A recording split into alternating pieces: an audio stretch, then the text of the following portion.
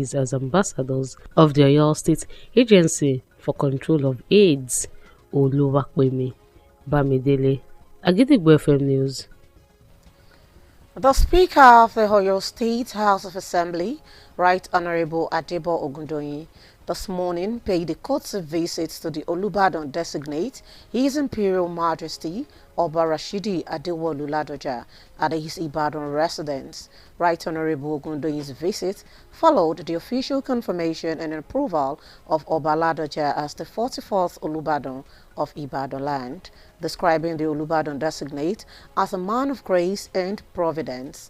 The Speaker described the moment as one filled with joy, pride and reverence, not just for the newly confirmed monarch, but also for the enduring heritage and traditions of Ibadan land, and further congratulated the Olubadan designate on behalf of the good people of Oyo State and particularly the Oyo State House of Assembly. It is time to link up with our United Kingdom studio for the foreign news. I'm calling Hamza Studio at Gidigbo FM, United Kingdom. I am Olushola Damilola. Scottish Labour Colin Smith has been arrested and charged over possession of indecent images of children. The 52-year-old, who has represented South Scotland since 2016, was arrested earlier this month. He has held several front bench roles, most recently in April 2023, and previously served as Scottish Labour General Secretary, although Smith has been suspended and is due to appear at Dumfries Sheriff Court at a later date. However, Labour Party spokesperson has confirmed that whip has been removed from Smith pending the investigation. The Israeli military is calling up about 60,000 reservists ahead of a planned ground offensive to capture and occupy Gaza City. They will report for duty in September, according to the approval from Israel Defense Minister. Meanwhile, many of Israel's allies have condemned the plan, with French President Emmanuel Macron warning on Wednesday that the plan can only lead to a disaster that could put the entire region into a circle. The quarterfinal encounter at the Pavilhão Multi-Circuit de Luanda in Angola on Wednesday. Both nations were meeting for the 9th time in history, with Nigeria having won 5 of the previous 8 encounters between them. The 2015 champions had won all 3 round-robin games at the tournament against Madagascar, Tunisia and Cameroon to finish top of Group B, while Senegal needed to go through a playoff against South Sudan to reach the last 8. Nigeria made a total of 73 field goals attempts and registered 3.6% field goals. Total rebounds stood at 35, while the team registered 14 assists, 8 steals and 3 blocks. The loss sees Nigeria exit the quadrennial competition in the quarterfinals. The attention now will turn to the FIBA Men's World Cup qualifying series set to commence in November, as the bid to book a ticket for the next edition of the competition set to hold in Qatar in 2027, having missed out on the 2023 edition. Before we end the news around the world this evening, here are the headlines again. Federal government expands empowerment program, target 5 million beneficiaries. Oyo government releases over 200 million naira compensation for residents affected by secular road projects. Israel calls up 60,000 reservists ahead of planned Gaza City offensive. The Tigers' dream ends in humiliating loss. Don't forget that you can listen to us live on our website www.agidigbo887fm.com. You can also download our mobile app on the Google Play Store and iOS. Simply search for Agidigbo 88.7 FM. Follow us on Facebook at Agidigbo 88.7 FM, on Twitter and Instagram at Agidigbo 887 FM, and subscribe to our YouTube channel. If you have news stories and tips for us, contact our newsroom on 070-8714-4865 or send us a mail on newsroom@agidigbo887fm.com.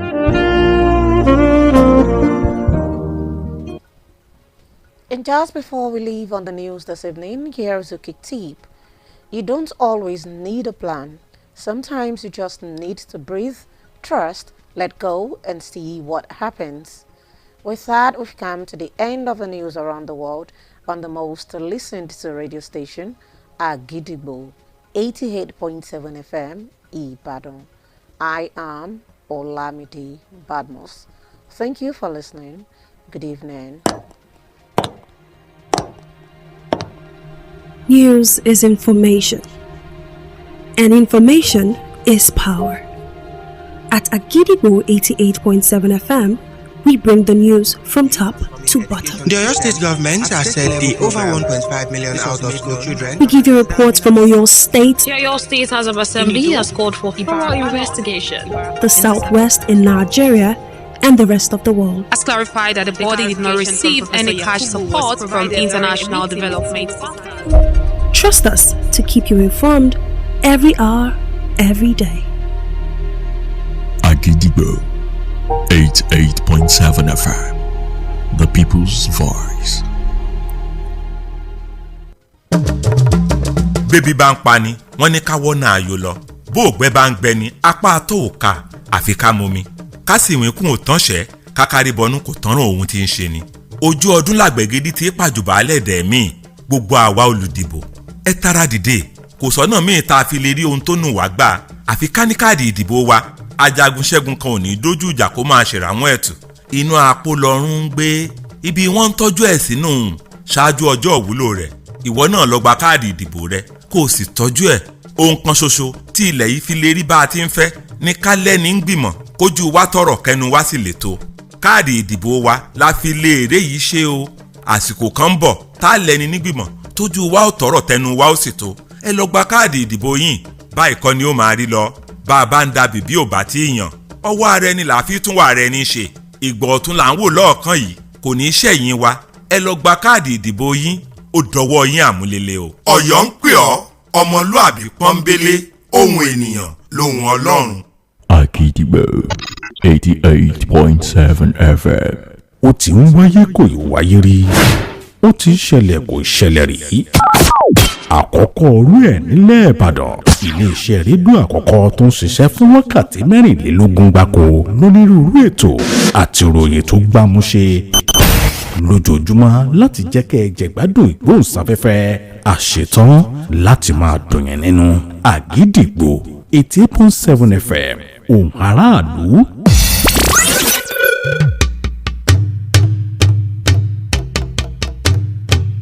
Ayérèrè ọmọ ayẹku ọ̀gẹ̀dẹ̀rẹ̀ ọmọ ayẹdò òrérèrè ọmọ ayẹ̀lú gbogbo Ìbàdàn ẹ wá wá wèrò rẹ́rẹ́rẹ́ lẹ́yìn Olúbàdàn tòní àwòdì ti bára dénú tòun ti yí ọ̀tún His Imperial Majesty aláyélúwọ̀ ọba sẹ́nitọ́ Rashidi Adéwọ̀lú Àkànmú Ládọjà àròṣà kínní bàbá tiwa olódodo tó ṣàgbó olóòótọ́ àwọn kò ṣakọ kò ṣabo ti méròjà ti bòde wá mẹ́rìndínlógún làwọn tí wọ́n dì lọ́jà àbá àwọn mẹ́rìnlélógún ni wọ́n sì gbé fún wọ́n gbé kalẹ̀ ká sísàlẹ̀ òsì wọ́n ń pé palépalé kan kì í palẹ̀ arọ́ tilẹ̀kùn kì í tilẹ̀kùn ọjà àwọn amúnimúni wọn kì í mọ́jọ́ gbogbo Ìbàdàn Àkànmú ti fẹsẹ̀ kóyùndé ire gbogbo jẹ́ tiwa o olùkọ́ níyàn àlè ìlú ọmọ mo lé tètè mo mú jọba mo falàlàjò yé mọ̀ jẹ́ arógunjó jìgìní ìgbàjà arógunjó jìgìní àdá ńlá olùkọ́ àfitáyé ò bá jáyé mọ́ báyé bá sì ń jáyé àmọ́ ọjọ́ lọ olùkọ́ lọ láéláé ni ẹ tètè wá aṣọ olùkọ́ pẹ̀lẹ́ kiri gbogbo lè jọ jẹ́ tiwa àṣẹ Ìdùmarè.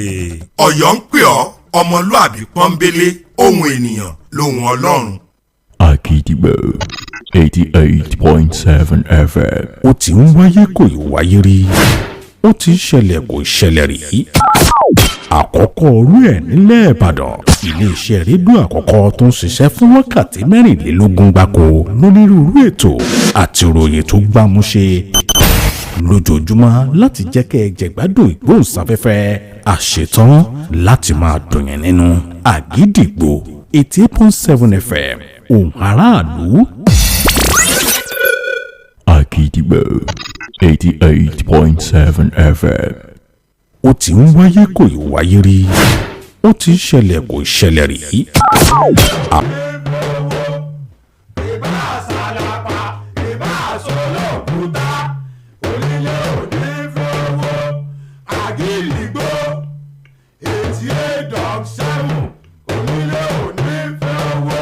jẹ́jẹ́ ńlá gbọ́ sun òrìṣà oko ìyá kò gìrìgbà èèyàn tí ó gbà Ṣàngó tìgbó tìjù ni ó mọ̀ ìròyìn tó gbà lè gbòkó tí ò lẹ́jà ń bákan nínú iléeṣẹ́ rédíò Àgídìgbò láò ti gbọ́ kárí àgbáyé ni wọ́n ń gbọ́ wá tilé toko làágbèjò.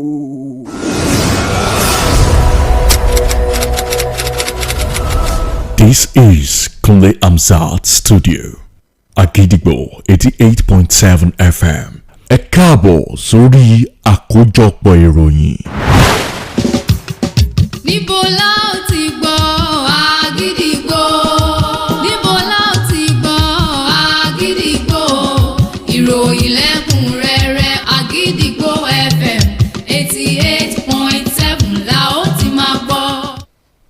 Ẹ káalẹ́ o, àsìkò iṣẹ́ látàárọ̀.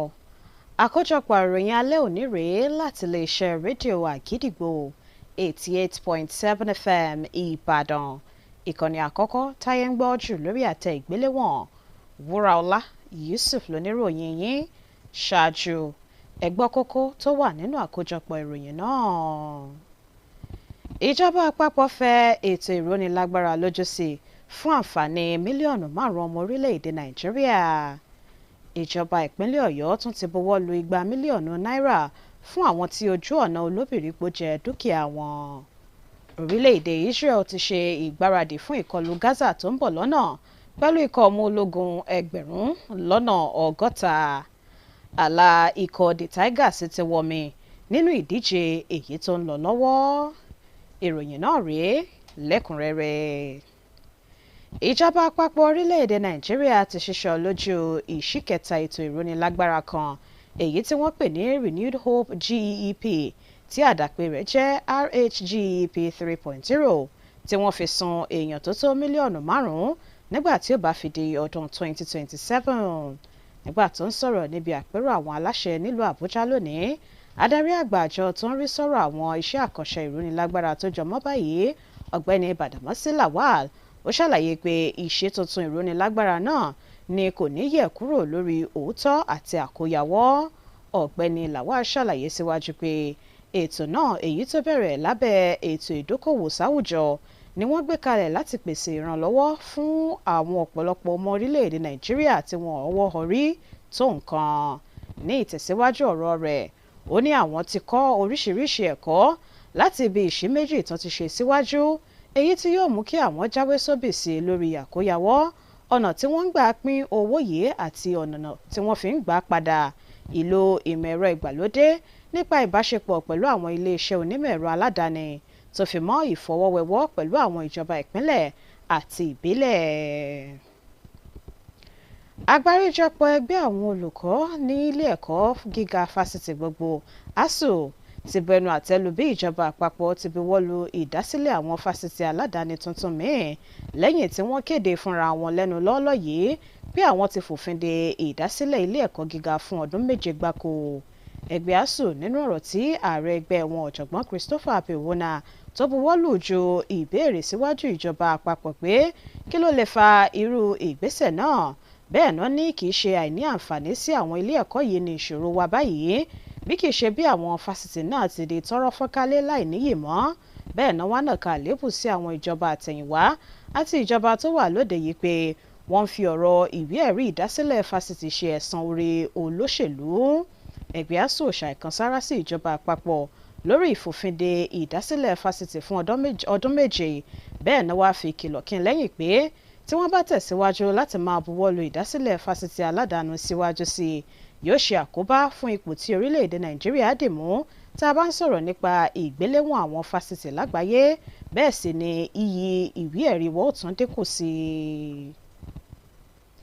Ìjọba ìpínlẹ̀ Ọ̀yọ́ tún ti buwọ́ lu 200 mílíọ̀nù náírà fún ìṣímí àwọn tí ojú ọ̀nà olóbìrípo Ìbàdàn jẹ dúkìá wọn.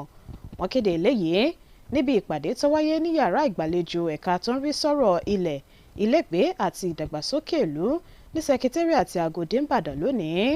Akọ̀ròyìn iléeṣẹ́ rédíò Àgídìgbò FM Olúwapẹ̀mí Bámidélé wà níbẹ̀. Ààbọ̀ rèé látẹnu Títílayọ̀ Àkàndé. Ètò sísanwó gbàmábínú fún iṣẹ́ àwọn èèyàn míì eléyìí tí dúkìá wọn bá iṣẹ́ àkànṣe ojú òpópónà olóbìrípo sẹ́nẹ́tọ̀ Rashidi Adéwọ̀lú Ládọjà lọ nílùú Ìbàdàn òun ló tún wáyé lónìí lẹ́yìn ètò àyẹ̀wò fínífíní àti ìdánimọ̀ èyí tí ìjọba ìpínlẹ̀ Ọ̀yọ́ ṣe láti ṣe ìfimúlẹ̀ tó ń ti àmójútó àwọn dúkìá èyí tí iṣẹ́ àkànṣe ọ̀hún tó jẹ. Nígbà tó ń sọ̀rọ̀ lórúkọ gómìnà ìpínlẹ̀ Ọ̀yọ́ kọmíṣánná fọ́rọ̀ ilégbèé àti ìdàgbàsókè ìgboro ọ̀gbẹ́ni Akin Fúnmiláyọ̀ Williams ó tọ́ka sí wípé ìṣàkóso tó wà lóde yìí ló ti jẹ́jẹ́ láti mú ìtura bá gbogbo àwọn olùgbé eléyìí tí iṣẹ́ àkànṣe ọ̀hún jẹ dúkìá wọn lójú ọ̀nà olóbìrípo tíṣẹ́ ti ń lọ lọ́wọ́ lásìkò yìí nípasẹ̀ sísan owó gbàmábínú fún wọn. gbogbo àná ọ̀gá bá ti ń kọjá tá a gba bẹ̀rẹ̀ kọjá lẹ́nu ọjọ́ mẹ́ta yìí àárín iṣẹ́ ìdàgbàsókè tó ti ń lọ ń bẹ̀ and fún àǹfààní wa ni àwọn abúlé tí ò níná pẹ̀lú tó ń bọ̀ bẹ́ẹ̀ láìpẹ́ wọn á níná. Gómìnà Mákindé ṣe àlàyé ọ̀rọ̀ wípé àgbékalẹ̀ igba mílíọ̀nù náírà míì ni yóò jẹ́ ìṣíkẹrin owó gbàmábínú èyí tí wọ́n ti tari síta fún àwọn olùgbé agbègbè ọ̀hún tí ọ̀rọ̀ ọ̀hún kàn lágbègbè Ọ̀dẹ́yàlé níjọba ìbílẹ̀ Ọ̀nà Àrà nípìnlẹ̀ Ọ̀yọ́ èyí tí àpapọ̀ iye owó ọ̀hún sì ti ń sún mọ́ bílíọ̀nù kan náírà. Gómìnà ti fi dá lójú wọ́n ti fún wa ní àṣẹ wípé owó ìbáṣe ń wọlé òní ká mọ̀ san òfin dá yín lójú pé láìpẹ́ láì jìnnà a tún máa pa àwọn tó bá kàn láti sanwó fún wọn. Ẹ̀wẹ̀ méjì nínú àwọn èèyàn tí wọ́n jàǹfààní owó gbàmábínú ọ̀hún Adékúnlé Bọ́lájí àti Dáúdà Jímọ̀ tí wọ́n gbé oríyìn fún òótọ́ ọ̀nà ìṣèjọba gómìnà Ṣèyí Mákindé ti ìpínlẹ̀ Ọ̀yọ́ wọ́n tọ́ka sí wípé owó gbàmábínú yìí ni yóò tún mú ayọ̀ àwọn tó ti lọ padà wá tó sì mú ìtùnú bá wọn. so ìgbà tí wọ́n wọlé yẹn ìbànújẹ́ gborí ọkàn mi gan bọ̀ lónìí nísìnyí inú mi dùn torí pé ẹnjíníà wa ọlọ́lá jùlọ wa Ṣèyí Mákindé wọ́n sọ bẹ́ẹ̀ wọ́n sì ṣe bẹ́ẹ̀. pé wọ́n tiẹ̀ náwó àánú sí wa wọ́n fún wa ní gbàmábínú torí àwa gan àwùlẹ̀ tiẹ̀ lérò rẹ̀ gan tẹ́lẹ̀ so but pé wọ́n tiẹ̀ wá bójú àánú wò wá so tí wọn ò jẹ́ kí a lọ bẹ́ẹ̀ a kí wọn. a rántí wípé ìjọba ìpínlẹ̀ Ọ̀yọ́ ṣáájú àsìkò yìí ni wọ́n ti kọ́ taari ẹgbẹ̀lẹ́gbẹ̀ owó síta gẹ́gẹ́ bí gbàmábínú fún àwọn tí wọ́n ní ilẹ̀ ní ojú ọ̀nà olóbìrípo tí iṣẹ́ àkànṣe ti ń lọ lọ́wọ́. Títílayọ̀ Àkàndé ló ń jábọ̀ ròyìn fún iléeṣẹ́ Àgídìgbò FM. Ìjọba ìpínlẹ̀ Ọ̀yọ́ ti buwọ́ lu mílíọ̀nù márùndínláàádọ́ta náírà fún àjọ tó rí sọ́rọ̀ ìpínwọ́ àrùn éèdì ní ìpínlẹ̀ Ọ̀yọ́ OISACA láti ra àwọn ohun àyẹ̀wò èyí tí wọ́n fi dojú ìjà kọ HIV àti éèdì ní ìpínlẹ̀ Ọ̀yọ́. Ìgbákejì gómìnà ìpínlẹ̀ Ọ̀yọ́ amòfin Báyọ̀ Lawal ló sọ̀rọ̀ yìí níbi ìgbéjáde orúkọ àwọn èèyàn pàtàkì mẹ́fà kan láti ẹkùn ìdìbò mẹ́fẹ̀ẹ̀fà ìpínlẹ̀ Ọ̀yọ́ gẹ́gẹ́ bí aṣojú fún ìdojú ìjà kọ éèdì. Akọ̀ròyìn iléeṣẹ́ rédíò Àgídìgbò Olúwapẹ̀mí Bámidélé wà níbẹ̀ fún àkójọpọ̀ ìròyìn àbọ̀rẹ́ látẹnu Títílayọ̀ Àkàndé. Lára ìgbésẹ̀ akin àti ìgbìyànjú láti gbógun ti kòkòrò HIV/AIDS ní ìpínlẹ̀ Ọ̀yọ́ àjọ tó ń ṣe àmójútó àti àkóso ìtànkálẹ̀ AIDS nípìnlẹ̀ yìí OISACA ni wọ́n ṣe àgbékalẹ̀ rẹ̀ ní ọjọ́ 5 oṣù keje ọdún 2011 pẹ̀lú èròǹgbà àti àfojúsùn láti ṣe àmójútó tó ń ti àkóso ìtànkálẹ̀ kòkòrò HIV/AIDS látara àgbékalẹ̀ àwọn òfin àti ìlànà kọ̀ọ̀kan tó ń ti àmójútó àwọn iṣẹ́ àkànṣe kọ̀ọ̀kan. OISACA ni wọ́n gbé kalẹ̀ láti ṣe ìfimúlẹ̀ agbègbè tí HIV ò ti ní wọ́pọ̀ ń lò ó lójúnà àti tẹ̀síwájú nígbọ̀nà àwọn àfojúsùn àti èròǹgbà wọn. Àjọ OISACA ni wọ́n ti yan àwọn igba ojúmọ́ bíi 6 ọ̀tọ̀ọ̀tọ̀ léyìí tí wọ́n jẹ́ aṣojú àjọ náà lójúnà àti lè mú àgbélárugẹ bá iṣẹ́ wọn tó ń ti láti fìdí ètò múlẹ̀ lágbọn gbígbógun ti kòkòrò HIV/AIDS nípìnlẹ̀ Ọ̀yọ́. Àwọn aṣojú tuntun ọ̀hún ni Balógun tìlú Ògbómọ̀ṣọ́ Olóyè Sàká Balógun, Archbishop Ayọ̀ Ládìgbòlú, Honourable Shina Pella, Honourable Wálé Saminu, Alhaji Razak Adeleke àti Olóyè Mutiat Ládọjà. Níbi ètò ìṣíṣọlójú àwọn aṣojú tuntun náà, Igbákejì Gómìnà ìpínlẹ̀ Ọ̀yọ́ Amòfin Báyọ̀ Lawal ó ṣe àtẹnumọ́ ọ̀rọ̀ wípé ìṣàkóso Gómìnà Ṣèyí Mákindé ló fi ọ̀rọ̀ ètò ìlera ṣáájú. Amòfin Báyọ̀ Lawal ó rọ àwọn aṣojú àjọ OISACA tuntun ọ̀hún láti ṣiṣẹ́ papọ̀ lójúnà àti pinwọ́ ìtànkálẹ̀ kòkòrò HIV/AIDS pátápátá pátápátá ní ohun tó ń dúnkòokò mọ́ ètò ìlera àlò. Bákan náà ni kí wọ́n ṣe àgbékalẹ̀ ọjọ́ iwájú níbi tí kòkòrò HIV ó ti ṣe mójútó dáadáa léyìí tí oníkálùkù tí wọ́n bá ní wọ́n sì gbé ìgbé ayé tó nítumọ̀. Bákan náà ló laago ìkìlọ̀ tako ìdẹ́yẹsí.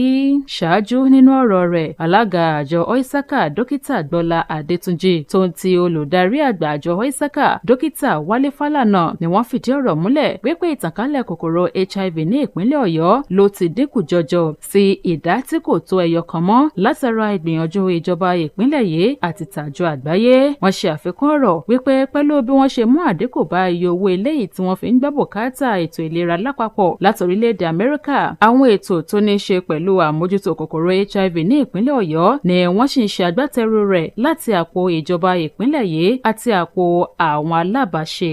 Lára àwọn míì tí wọ́n jẹ́ alábàáṣe nínú ọ̀rọ̀ tiwọn ni wọ́n ti rọ àwọn aṣojú tuntun yìí láti jẹ́ ìrètí fún gbogbo àwọn èèyàn tí wọ́n ní kòkòrò ọ̀hún lára. Ẹ rí i pé àwọn tá a mú tí wọ́n kan bá ṣèké alákọ̀ọ́kọ́ ní nǹkan báyìí ní lórí agency yìí akọ́ta máa ṣe rẹ̀ nìyí á dẹ̀ ti ràn ìjọba lọ́wọ́ náà ni. Sọ àwọn tá a mú àwọn ẹ rí i pé ní gbogbo senatorial zonfa mẹ́tẹ̀ẹ̀ta ni wọ́n ti wá. Àwọn aṣojú tuntun náà nínú ọ̀rọ̀ ìdúpẹ́ wọn, wọ́n dúpẹ́ lọ́wọ́ àjọ Oisaka fún iyì àti ẹ̀yẹ. Bákan náà ni wọ́n jẹ́jẹ́ láti ṣe iṣẹ́ wọn lójúnà àti gbógun ti ìtànkálẹ̀ kòkòrò HIV/AIDS nípìnlẹ̀ Ọ̀yọ́. Àsìkò rẹ̀ ní kí gbogbo akásírí ra wa kájọ ṣiṣẹ́ pọ̀ pàápàá jùlọ láti kọ́kọ́ fún àwọn èèyàn ní access information kí àwọn èèyàn lè mọ̀ pé kí tiẹ̀ ní ètò AIDS because tẹ́lómi bá gbọ́ AIDS wọ́n believe wípé ó ti kú, tẹ́lómi bá gbọ́ AIDS wọ́n believe pé ó ti lọ but kò ń ṣe àrùn tó jẹ́ wípé kò lóògùn. Lọ́wọ́lọ́wọ́ gan-an àwọn ọmọ márùn-ún ọmọ wọn látún ṣètò ẹ̀kọ́ ọ̀fẹ́ àti ìrànlọ́wọ́ iṣẹ́ ọwọ́ fún.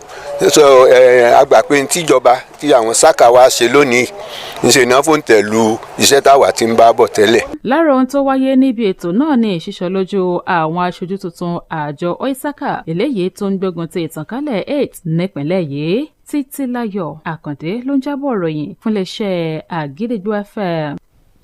Láàárọ̀ òní ni olórí ilé aṣòfin ìpínlẹ̀ Ọ̀yọ́ Right Honourable Adébọ̀ Ògúndòyìn ṣe àbẹ̀wò ìkíni sí Olúbàdàn ilẹ̀ Ìbàdàn tó kàn láti gorí ipò Ọba Rashidi Adéwọ̀lú Ládọjà ní ilégbèé orí adé náà tó wà nílùú Ìbàdàn.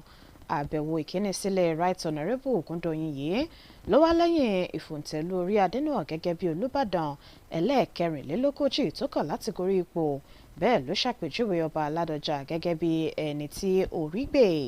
Ní ìtẹ̀síwájú ọ̀rọ̀ Ògúndòyìn, Ọba Ládọjà nìkan kọ́ ló wà nípò ìdùnnú àti ayọ̀ lọ́wọ́ yìí bí kì í ṣe gbogbo ọmọ bíbí ilẹ̀ Ìbàdàn. Bẹ́ẹ̀ ló wá kí gbogbo ọmọ bíbí ìpínlẹ̀ Ọ̀yọ́ kú oríire pàápàá jùlọ ilé aṣòfin ìpínlẹ̀ Ọ̀yọ́.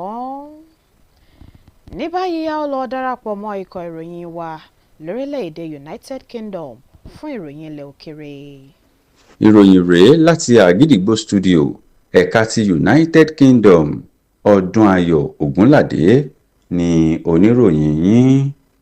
Wọ́n ti fi ọwọ́ òfin mú ọ̀kan lára àwọn aṣòfin Scotland pẹ̀lú ẹ̀sùn wípé wọ́n rí àwòrán tí kò bójúmu tó jẹ́ ti àwọn ọmọdé ní ìkáwọ́ rẹ̀.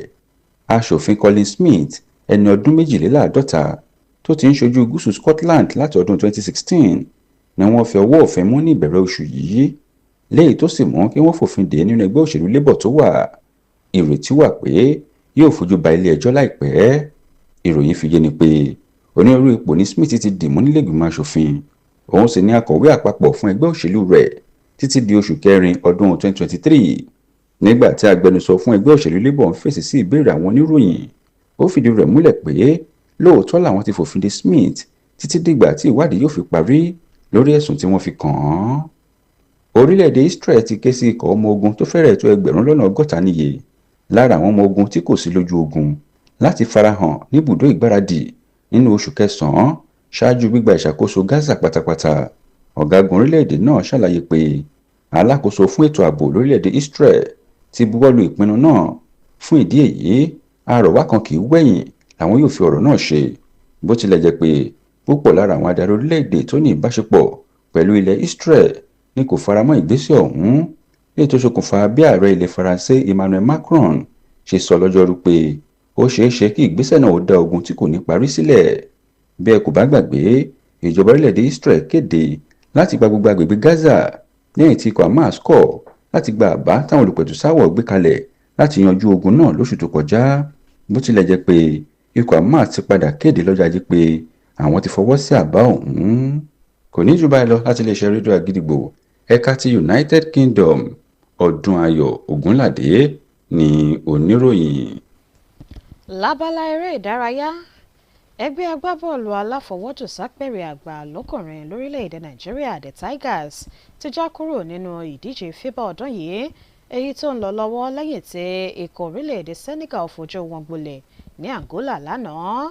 Àná ló jẹ́ ìgbà ìkẹsàn-án èyí tí orílẹ̀‐èdè méjèèjì yóò máa pàdé nínú ìtàn, tí orílẹ̀‐èdè Nàìjíríà sì ti jáwé olúborí ní ìgbà 5 ọ̀tọ̀ọ̀tọ̀. Nínú ìdíje tó wáyé ní àná, ikọ̀ The Tigers orílẹ̀-èdè Nàìjíríà ti fojú àwọn orílẹ̀-èdè bíi Madagascar, Tunisia àti Cameroon gbolẹ̀ kí wọ́n tó lulẹ̀ lọ́dọ̀ ikọ̀ Senegal. Ikọ̀ Nàìjíríà ti já pátápátá kúrò nínú ìdíje FIBA ọlọ́dún mẹ́rin yìí báyìí, ṣùgbọ́n wọ́n bẹ̀rẹ̀ sí ní fojú sun ìdíje FIBA míì èyí tó ń bọ̀ lọ́nà ní ọdún 2027 ní Qatar, tí ìdíje kòmẹ́sì ọyọ rẹ̀ ó bẹ̀rẹ̀ nínú oṣù kọkànlá ọdún yìí. Ṣáájú kí n tó dánu dúró lórí àkójọpọ̀ ìròyìn alẹ́ òní, ẹ gbọ́ kókó inú rẹ̀ lẹ́ẹ̀kan sí i. Ìjọba àpapọ̀ fẹ́ ètò ìrónilágbára lójú sí i fún àǹfààní mílíọ̀nù 5 ọmọ orílẹ̀-èdè Nàìjíríà. Ìjọba ìpínlẹ̀ Ọ̀yọ́ tún ti buwọ́ lu 200 mílíọ̀nù náírà fún àwọn tí ojú ọ̀nà olóbìrípo jẹ dúkìá wọn. Orílẹ̀-èdè Israel ti ṣe ìgbáradì fún ìkọlù Gaza tó ń bọ̀ lọ́nà pẹ̀lú ikọ̀ ọmọ ológun 1,160. Àlà ikọ̀ The Tigers ti wọmi nínú ìdíje tó ń lọ lọ́wọ́. Ọ̀rọ̀ àmọ̀ràn wa fún talẹ́ òní: nígbà mìíràn ohun kan ṣoṣo tó o nílò ní ìgbàgbọ́, gbogbo nǹkan ó sì bẹ̀rẹ̀ sí ní bọ́ sójú ẹ̀ láì ṣe wàhálà. Kò ní jù báyìí lọ lórí àkójọpọ̀ ìròyìn alẹ́ òní láti iléeṣẹ́ rédíò Àgídìgbò 88.7 FM Ìbàdàn, ìkànnì àkọ́kọ́ táyé ń gbọ́ jù lórí àtẹ ìgbéléwọ̀n. Ìyókù tó dé lọ́la fún àkọ́tán ìròyìn. Wúraọlá Yusuf ló ti ń ròyìn. Àníṣúra wa o. níbo la